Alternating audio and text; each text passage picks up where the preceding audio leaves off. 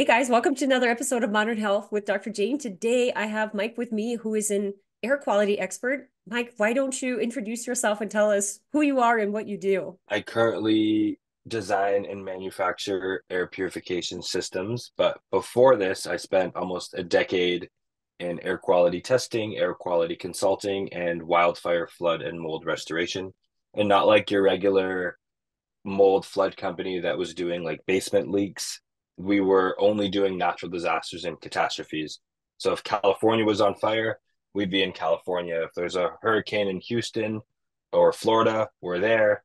The biggest wildfire in Canadian history, Fort McMurray, Alberta, we went out there. So basically, we would only respond to the largest catastrophic disasters. Through that, we saw how much air quality was impacting people's health, how effective but ugly and loud our commercial grade industrial air cleaning machines were, and then how ineffective the small, quiet, cute Best Buy Home Depot air purifiers were. So the analogy I like to use is there was pickup trucks and golf carts in the market, and there was no modern SUV where you could take the kids and the stuff, be safe, and look good while doing it.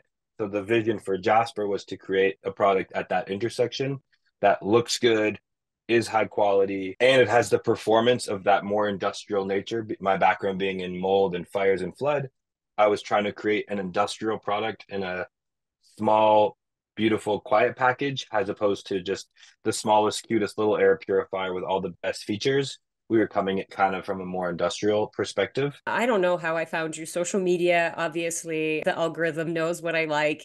Here's this air filter, check it out. And it was on a big sale. And then the next day, after I got it, I was like, this thing is in like it's big. It's not like my tiny little purifier, but it's slick looking. It's very slick looking. So it's funny that you say like I'm like, yeah, that was my experience. I'm like, man, this is industrial level, but it doesn't look bulky. It doesn't look, I'm happy to have it in my bedroom. And then the next morning when I woke up, I was like, man, the air smells so fresh in here. It's like I'm in the mountains. And when we met, you said that the inspiration for naming the product was the Jasper Mountains. Tell us how you got into this. Why was it important to make this? There's really effective products that exist in the market, no doubt. Some are cost effective, some are extremely expensive. But what I learned, so taking back to 2016, Fort McMurray, where the city was evacuated for a month.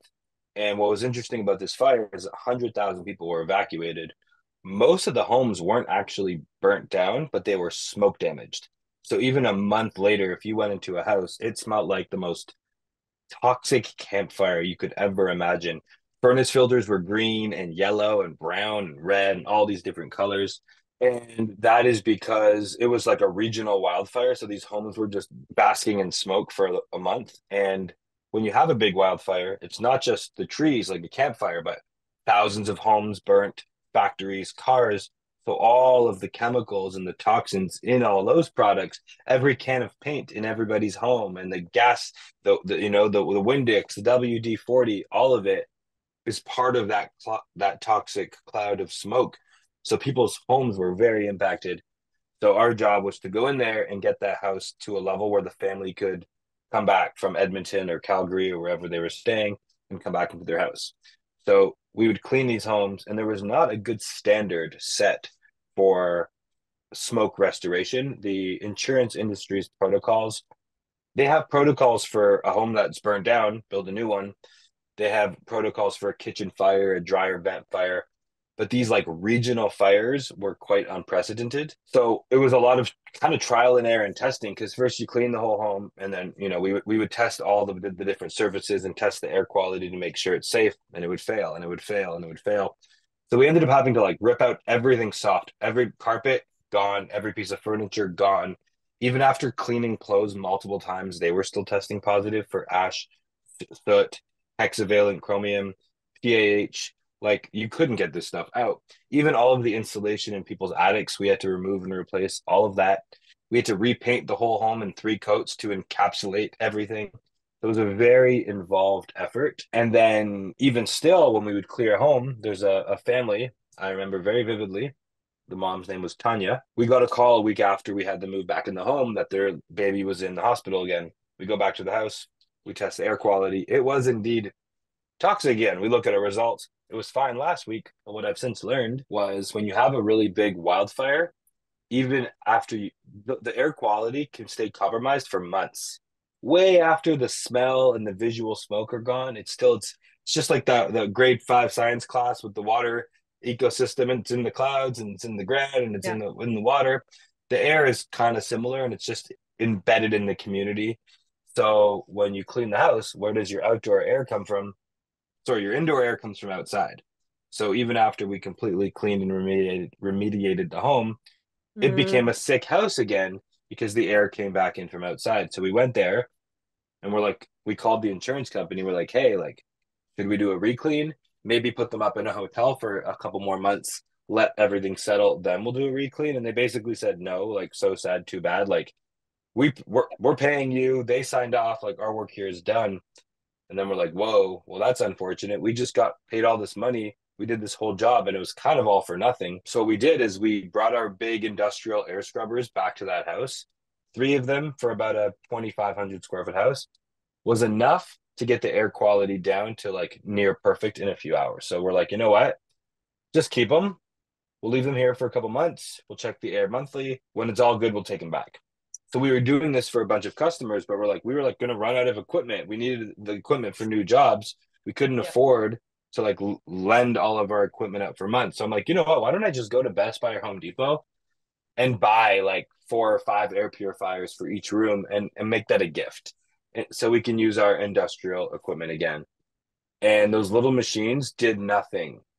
They didn't even move the needle a little bit. Now, the machines we were using were 60 pounds, loud, ugly, very industrial grade. So I didn't expect the residential purifiers to be as good, but I was expecting maybe like half as good, especially Something. when we used 5 of them instead of 3 of them. And like in like a closet, they could help. But for like a living room or a large bedroom, they would have to be all at full speed all the time to even move the needle a little bit. The analogy I like to use is it was like trying to heat a bathtub with a kettle. So if you use a kettle, it's awesome at heating water for a cup of tea. But if you try to heat your bathtub with a kettle, you literally can't because the water's cooling down faster than you could heat it up. So you can't heat a bathtub with a kettle. You can't heat a swimming pool with a water heater. A water heater is just a huge kettle. So there's like different size machines required. You can't tow your boat with a small sedan. Like sometimes you just need a bigger machine. I was living in Ontario at the time, so I didn't know how prevalent wildfire smoke was on the West Coast. There's many days per year, Los Angeles to Vancouver, where they're like, stay inside, recess is canceled. It's an air quality advisory. Well, what they don't tell you is even on those days, the indoor air is not that much better than the outside air. It's a little bit better. That's why you don't smell it inside. But if you ever gone to a campfire, roasted your s'mores, you don't think you smell like smoke until you go inside and take a shower. Even the next day, you're like, I stink. It's called nose blind. You don't notice the smoke when you're in the smoke. I remember leaving a few air purifiers at someone's house and I went back to check on things and they had unplugged 2 of them. And I'm like, hey, you're like sick kid, bad air. Why'd you unplug these things? And they're like, honestly, they're just too loud and ugly. Yeah, Like, like we can't hear anything.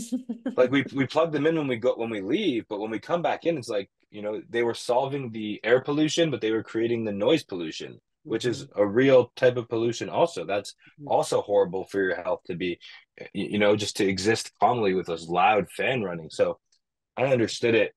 And that's when I realized this fire restoration business, it was a reactive business, but I call it sad money because you got paid really well from insurance companies. You clean up the mess and then the mess is back. And like, did we even solve a problem? I kind of set out on a journey then to create an air purifier that was specifically able to handle large toxic wildfire smoke.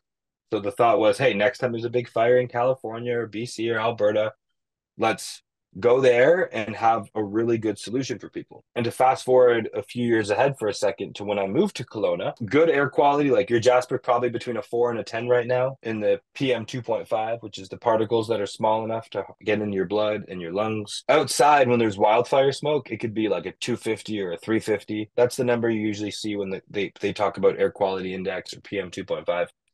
Often indoor in a home, it could be still 150. So the goal was to create air filtration system that could do the whole house and not be loud and not be annoying. So we tried to build one that goes in the HVAC system, and it wasn't the silver bullet we wanted it to be because it was still loud. If the furnace wasn't running, it wasn't doing anything. It would make the furnace less efficient. So, we wanted to use the HVAC system as the filter, but the furnace is designed to heat and cool your house. It's not really designed to be an air filtration system. And you can't focus your cleaning efforts. So you're cleaning the air in your crawl space as much as your baby's bedroom or your bedroom. This doesn't make any sense. So after a couple of years of trying, I spent a couple of years traveling the world to go to cities with the worst air quality. Malaysia, like Kuala Lumpur and Bangkok and Hong Kong and Mexico City. And I got to see air purifiers in these areas that were way more advanced than anything I'd ever seen. Like if you go to China, restaurants have air purifiers, banks have air purifiers, the mall has air purifier stores. Just the way we filter our water, Yeah, they yeah. filter their air. And I'm like, North America's air getting worse, fire's getting worse, pollution's getting worse, more chemicals than ever being used in the home. Air purifiers not getting better at all. So the journey was basically to create something that was, like I said earlier, powerful in nature, but quiet and pretty. And it took us about 4 years to get it there. And then when COVID, we were about to launch in the summer of 2020, and then COVID hit, and we ended up launching in May. And we only were selling to doctors and dentists, not on purpose. But in Ontario, they mandated that every dentist needed an air purifier in every Yep. room to open up their doors. They had like the strictest guidelines of pretty much any province or state. And that's where I was living. So a friend who owned orthodontic clinics was like, hey, you have to launch today. And we did. And our price had to be very high because during COVID, our shipping rates were so high. And, I learned that medical customers are used to a medical price. If you're cheap, the medical offices wouldn't touch it. To summarize the whole thing, we created the product for wildfire smoke. We ended up launching during COVID and selling primarily to doctors and dentists, which was really not, it was good, but it was not fun because they were buying it just for business optics, not for health reasons. And then patients started to see the product, inquire about it. The dentist would rave about it. And then we started getting contacted by families with allergies, sleep problems, asthma. And then we're like, whoa, this is, A now whole new market. the market that we intended to serve was families and homeowners, and thinking about that baby that was in the hospital. That was the whole motivation, not to be the dental air purifier. So it took a while to get the price down and reinvent the business on the fly. But yeah, that's basically origin story to where we are now, helping people with sleep, asthma, allergies, cooking odors, pet stuff, fertility, whatever it is. Anybody who's trying to optimize their water, their food, what they're putting in their body, on their body. We're here to help them with that air part of their journey. So there's the medium-winded version of how we got I here. love it. I mean, I always say you're going to ingest it, you're going to breathe it in, or you're going to put it on your skin, Absorb So it. it's yeah. So the air quality is something that I've dove into way more living in an apartment building because I could feel and notice that like there wasn't the same circulation. COVID obviously inspired a lot of it. And then the wildfires that we started to have a lot more in Alberta, where it was like it used to be one day and then it was like 5 days of the summer and then it was like the whole summer you can go out. Let's talk about some air quality things in the house. I think the fire, most people understand the particles, they're floating around a lot longer. But what about just like the quality of the air indoors? What are the things that we're seeing? Most people aren't aware that what you see and what you smell is the tip of the iceberg. Mm. Like you can, we hear all about how bad water quality is, whether it's filled with chlorine or it's too hard or radioactive or waste in the ocean or microplastics. Well, when you lift it up, you can't see it. And often you can't taste it. That bottle of Fiji might taste totally pure. And now we're learning maybe it's not just water. So with air, the things that you see and smell, it's nothing. It's just the tip of the iceberg. So think of all the days, like if smoke came through the city, that stuff that you can't see and can't smell was likely there way before it and way after it. And if you don't filter the air while the smoke is present, it gets into your surfaces. So anyone who doesn't have adequate air filtration, anytime if there's smoke, smog, bad pollution, even pollen, whatever it may be, when you have an air quality event, anything in your house that can absorb water can absorb air. And unless you use like a HEPA vacuum or steam cleaner and you detox it out of that surface, it stays there. So I really think about air quality as no different than cleaning their kitchen counters when they're done cooking or getting a deep clean done once a year. If you're cleaning your surfaces, that's half the battle. You need to clean your air and your surfaces, and they work harmoniously together.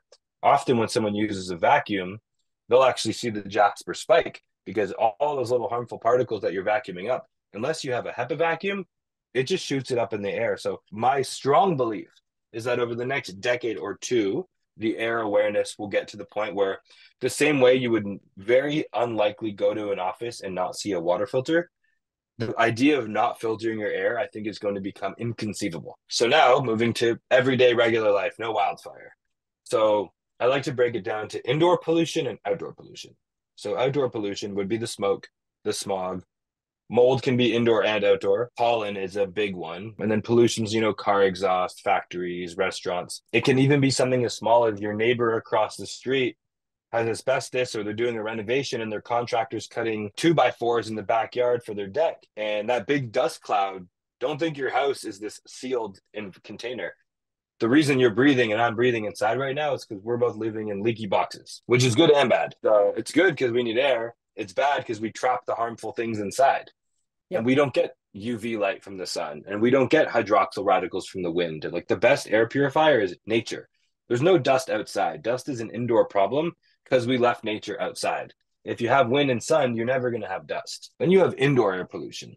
This is one of the biggest things is pets, Yep. and not just the pet itself, but the pet's food, the cat's litter, cooking. Cooking is one of the biggest by far. Indoor cooking is a new invention for humans. We didn't used to have this. So now we basically built these Tupperware boxes that we live in. We use gas a lot of the time. And then like PAH is formed, which is polycyclic aromatic hydrocarbons. When you have, a lot of kitchen fires are protein fires. It's the protein gets hot and it can start a fire. So when you're cooking and you're smelling the bacon in your home, there's a lot of new chemicals that are being created when you add heat to things. Heat and fat, even asparagus being cooked will set the Jaspr up. Like food creates a lot of particles. If people are smoking or vaping, then you have cleaning products, whether it's wind, even method and all the natural stuff, a lot of them off gas quite a lot, VOCs and particulate. Candles, Even furniture, right? when you buy a new house, that's like the ultimate example because your whole house is off gassing. And when a builder is looking at building homes or a contractor or a manufacturer, whatever, they don't give the floorboards a year to off gas. They build them, they wrap them, they pack them, they stack them. Next thing you know, they're in your house off gassing. They have very, very minimal regulations and standards for off gassing periods. I always tell someone when they buy, if they're moving into a new house, if they can, like do doors and windows open, like deep clean it and let this house breathe for like a couple weeks with all your furniture. It makes a big difference. I mean, it's still not perfect, but you're going to get a big amount out. Here's what I want to know because this is what I talk and teach within my program as well. I used to think that you breathe it in and then you just breathe it out.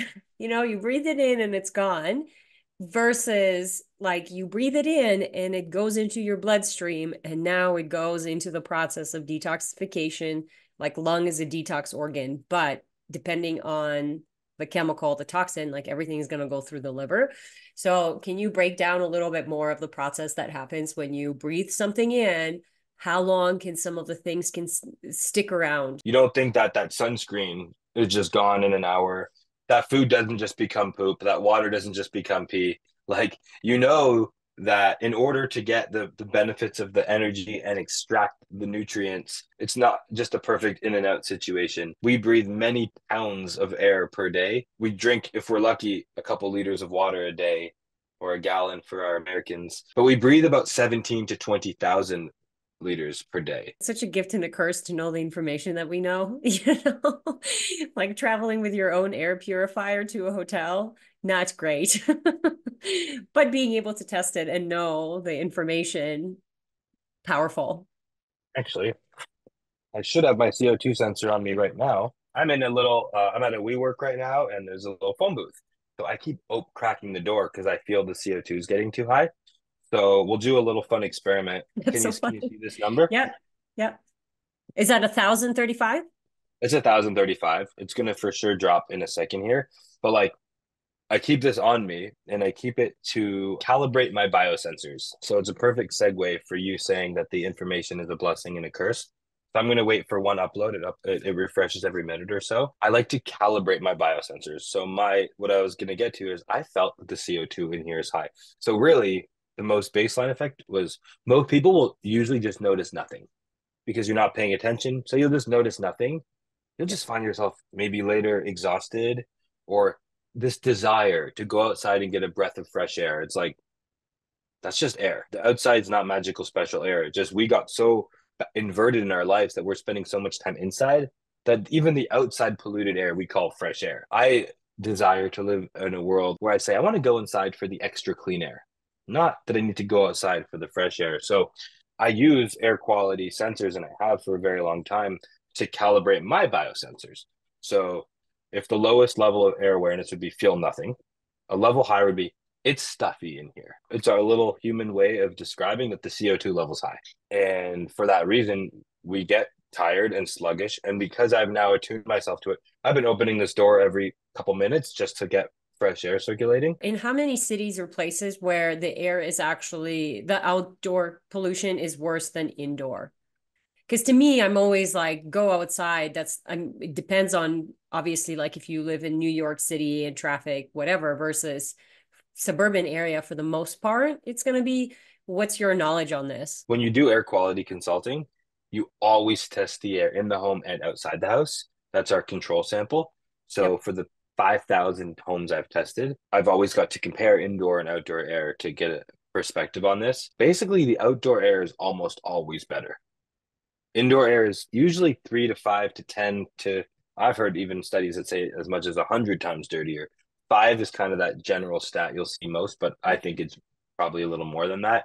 So outdoor air is almost always better. So on our first refresh, we're at 827. 827. Yeah, that's good. And I'm gonna log the time right now. It's 2:05 Central. Well, Central doesn't matter. I'm gonna close the door back up. We're in the green now. That's an Yep. acceptable number. I'm just gonna leave this here and shut this and We have so much access to information, which granted, like that's part of the problem as well, is that you have so much access. yeah. How do you know what you're going to implement? But like the more that you listen, then you can just like, hey, I learned so much from you and I'm going to implement this. And that made a 10-20% difference in my health. And that, then you can go on to the next journey. But yeah, at this stage of the game, I think it feels irresponsible not to do something about it. It's just figuring out what are you going to do first. And marketing's powerful. So for every, helpful, there's usually people who either underplaying stuff Yeah. or dramatically over embellishing things. And I just kind of I always think that the biggest difference from everything is 0 to 1. I've tested a lot of air filters and water filters. A $30 Brita is not great, but there's a bigger difference between nothing and Brita and the best filter. Like having some air filter, having some water filter, cracking your window a little bit, turning your bathroom fan on, using less harsh cleaning products. Like the perfection is impossible, but the barrier to entry is very low. Even now, there's pretty good kids organic snacks. Like Yep. there's products now. There's a market. Like there was never stuff for this 10, 20 years ago. Like there's Sure. entire low tox cleaning products. There's a lot of really good accessible stuff out there and a lot of people looking to call bullshit on fraudsters. Yeah, so with the indoor stuff, it really depends on someone's situation and outdoor is very regional. If you're in a humid place like Florida, like Ontario in the summer, parts of California, that this whole southeast, mold is going to be something you're well aware of. And it's not just the physical, visible black mold, but you're in a moldy environment. So notice there's not really mold outside. So mold is what happens when we trap moisture in an airtight container. By the way, CO2 update at 2:05, we were around 800, 1,500. and I'm feeling it. Yeah, 5 minutes later. Yeah, we've doubled, and I'm sure it's still increasing. And that's crazy. 1,500 in this little box. And this is the gold standard. At 2,000, I'm tapping out of this experiment. You I should can just open feel the door. each breath that I'm taking is noticeably harder to take. I'm finding myself needing to, get more breaths in between sentences. Like Yep. it's very, it's very visceral. So outdoor kind of have mold in the humid places. Then in the dry places, you have more viruses and bacteria. That's why people get sick in the winter. When your humidity is too low, dust gets worse, and it's a breeding ground for a lot. Urban environments, more pollution. And a lot of people have fled to the desert, being like, I have mold issues. I'm going to Arizona. I've seen some of the most mold issues in Arizona because Sure. all that desert sand used to be underwater. So there's a ton of mycotoxins and all kinds of stuff in all of the sand. I've seen a lot of people when there's dust storms, they get big flare ups.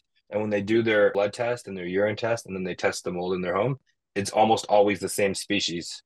So usually the same stuff that's in the dust, the aspergillus penicillin or whatever, is the same thing impacting them. Once again, at least we have the tools for it, so they can clean Yep. their surfaces, negative air pressure their homes. The only place I've seen that doesn't really have an issue is like Vancouver Island. Like if you go into the rainforest where it's humid and west of wildfire smoke, you just keep your doors and windows open, no air purifier required.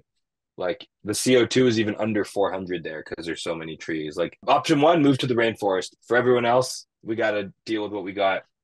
Um, so that's kind of outdoor is hard to deal with. But I mean, you can look at the air. Every city, everybody Googles the temperature every day, but nobody Googles the air quality.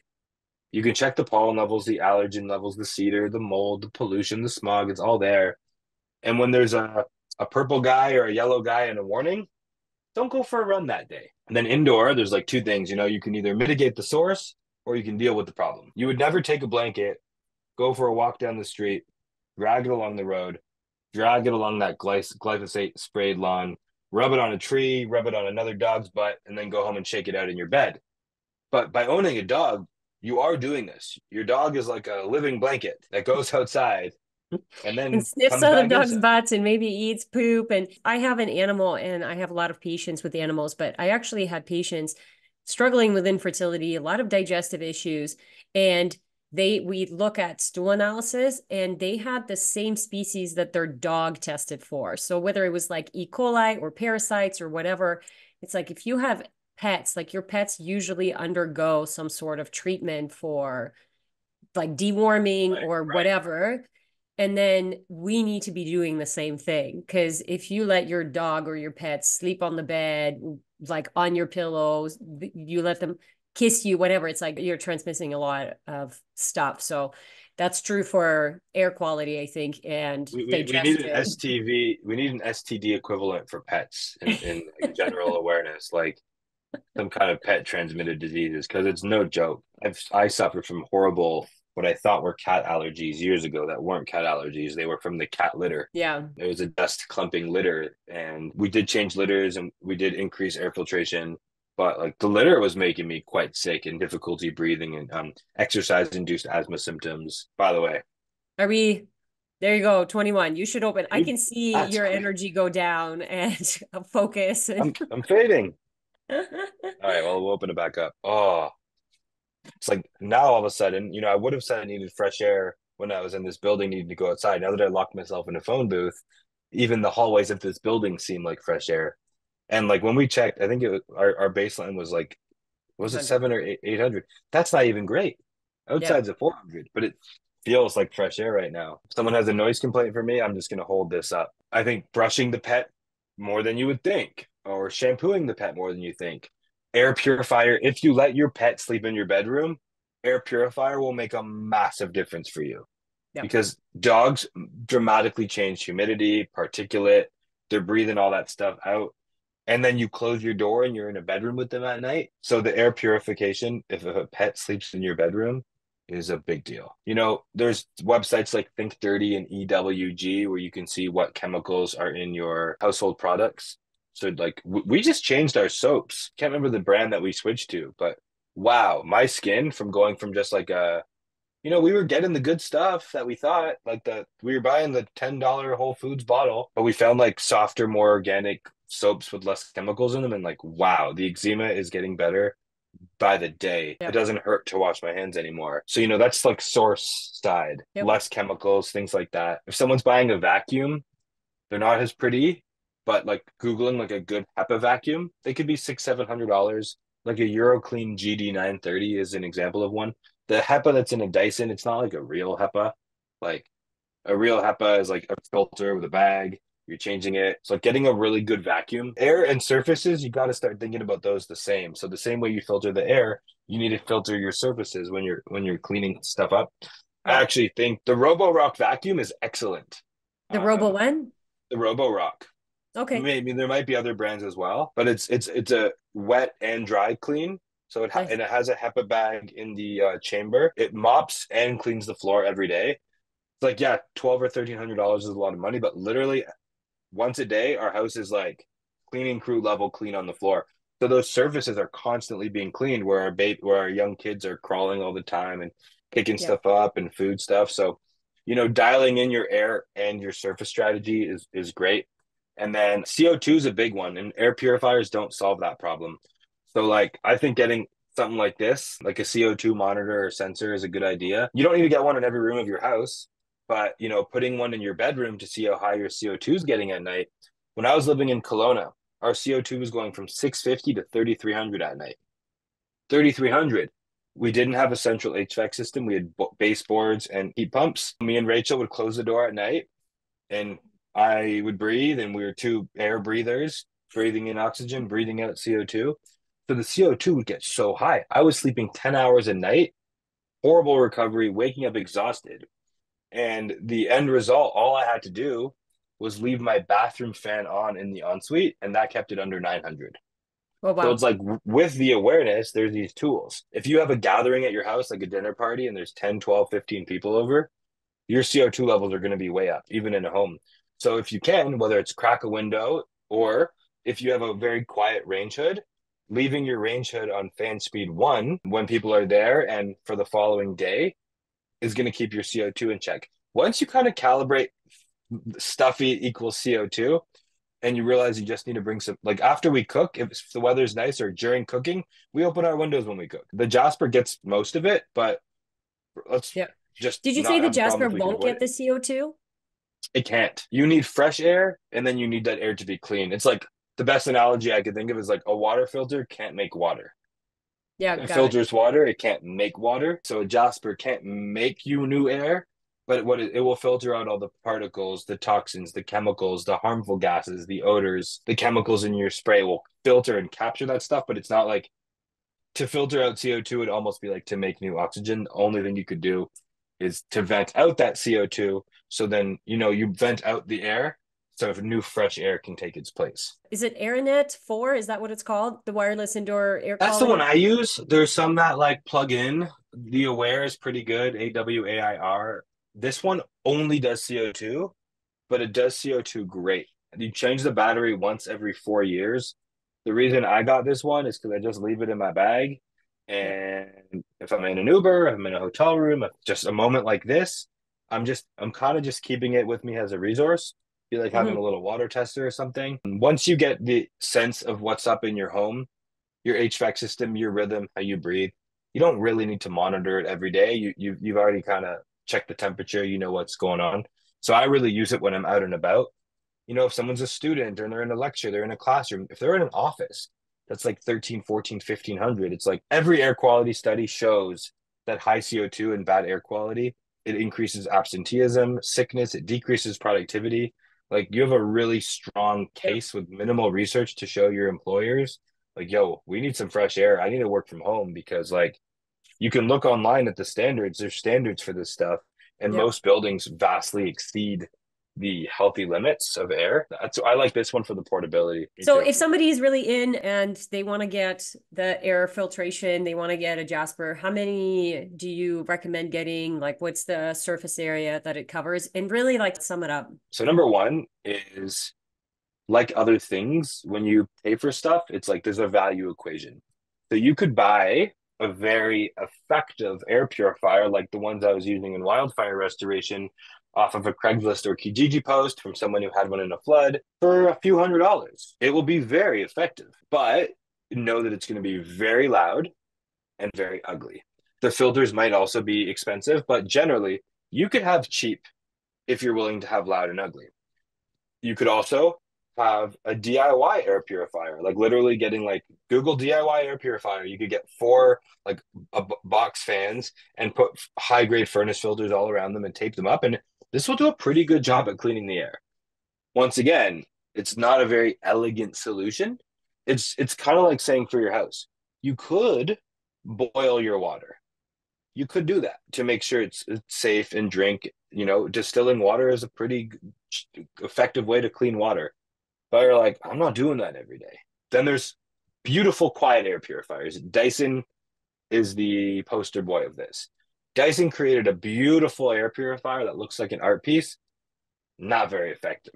You know, if you try to tow that trailer with your golf cart, you'd realize that golf carts don't tow trailers. And like, if you try to do a mold removal job with a Dyson, you'll realize Dysons don't do mold removal jobs. They won't move the needle very much in a lot of situations. But you know, if you have super clean air and you have eight of them in your home, it's functional art. Most of the stuff you'll see at Best Buy and Amazon that are really, really cheap, literally those are for like this. They're for a closet. And in order, because the fan is so small, if the purifier is this big, the filter is this big, the fan is this big, not moving much air. So it needs to be on full speed to even do a little bit. If you don't hear it, it's just a little tiny fan. It's not doing anything. Another example would be like trying to heat your house with a space heater. Space heater could do quite a good job for a little room. Some space heaters are better than others, but like you can't heat a house with a space heater. So I wanted to create a product that wasn't going to compromise on performance for aesthetic, like I would say Dyson did. We weren't going to compromise either way.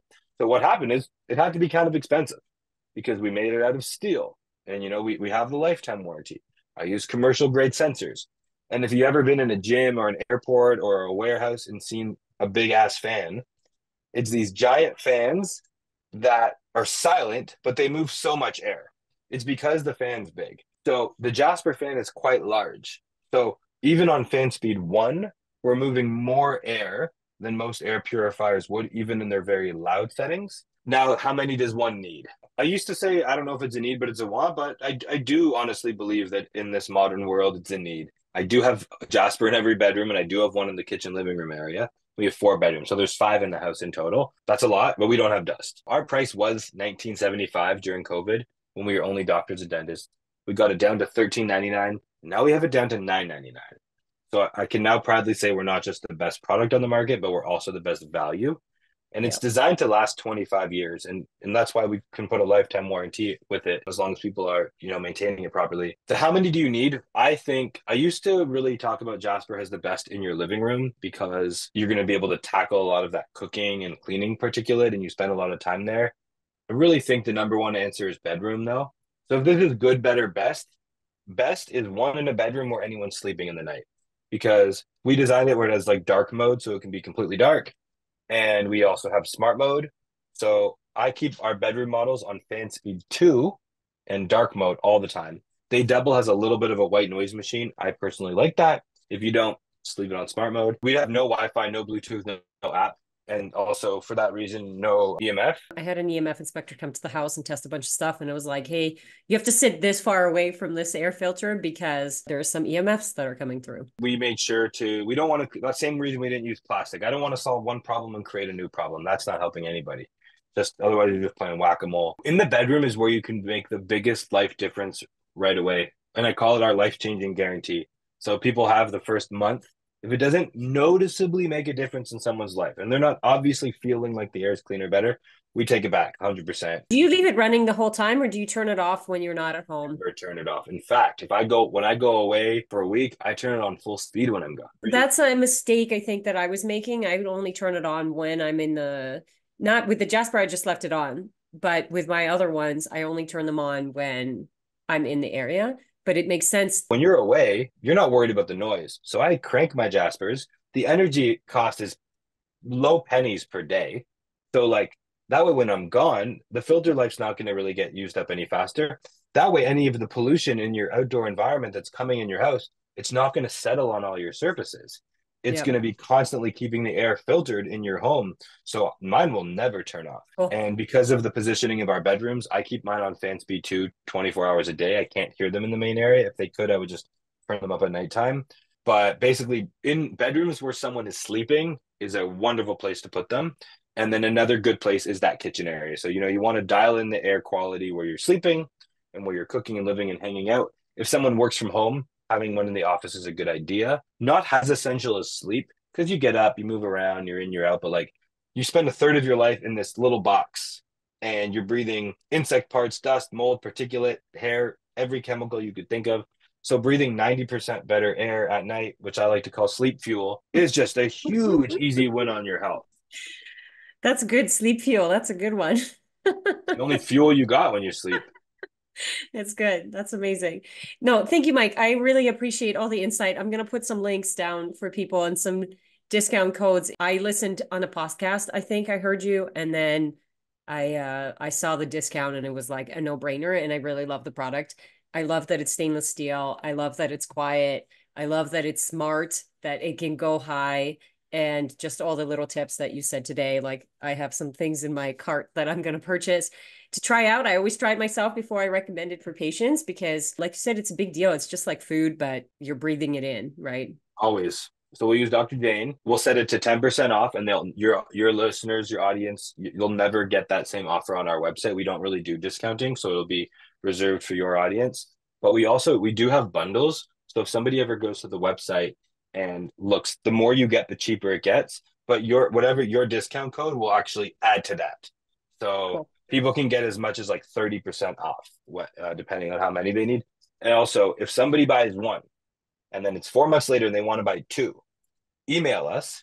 We will apply the full discount as if you bought two the first time. So we don't Cool. want people to ever feel rushed or pressured to buy more than they want. Somebody gets one, puts it in their bedroom or puts it in the kitchen, try both. They're like, whoa, I want another one. We'll discount the thing as if they bought two in the first place. If anybody just has other questions, we don't have customer service or salespeople. We only have air quality experts. So whether it's an issue about their mold, their bedroom, their whatever, we can do an Instagram live or another pod sometime, and I can tell you about my own fertility journey. I know we Yes. wanted to touch on that a little bit. So in the future, We just we'll had so much to cover. I agree. We'll just do it again. Because yeah, it's a lot to cover and I appreciate yeah, the knowledge. And you know so much. It was like this was fascinating for me to listen to. Because like I said, I do my research, but it's different when you are in the like rolling up your sleeve, doing all the measurements, you can actually see it. My measurement is how I feel. So I feel better when it's this. I don't have a measurement that tells me that CO2. I love data. My patients love like, the reason one of the reasons I love Aura Ring is because I get that data, on that feedback right away. So I appreciate that, Mike. So thank you so my much. pleasure.